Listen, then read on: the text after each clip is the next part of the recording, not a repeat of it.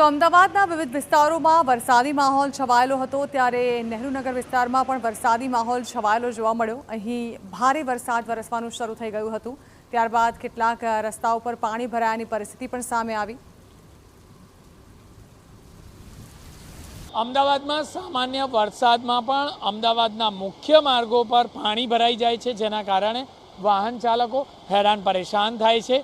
ટ્રાફિકની લાંબી કતારો જોવા મળે છે। તો બીજી તરફ જે આ દ્રશ્યો છે તે નહેરુનગર વિસ્તારના દ્રશ્યો છે કે જ્યાં નહેરુનગરથી શિવરંજની તરફ જતા જે એસટી સ્ટેન્ડ આવે છે ત્યાં પાણી ભરાઈ ચૂક્યા છે, જેના કારણે જે પ્રવાસીઓ છે તેમને પણ મુશ્કેલી પડી રહી છે, સાથે જ જે વાહન ચાલકો છે તેમને પણ મુશ્કેલી પડી રહી છે।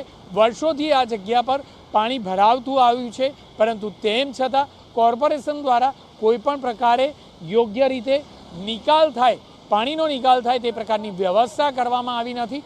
1000 કરોડથી વધુ રકમ સ્ટ્રોમ વોટર લાઇન પાછળ ખર્ચાઈ ચૂકી છે, પરંતુ તેમ છતાં આખરે અમદાવાદની સ્થિતિ ક્યારે સુધરશે તે સૌથી મોટો પ્રશ્ન છે। કેમેરામેન મનીષ ત્રિવેદી સાથે જિગ્નેશ પટેલ, TV9 અમદાવાદ। નવરાત્રી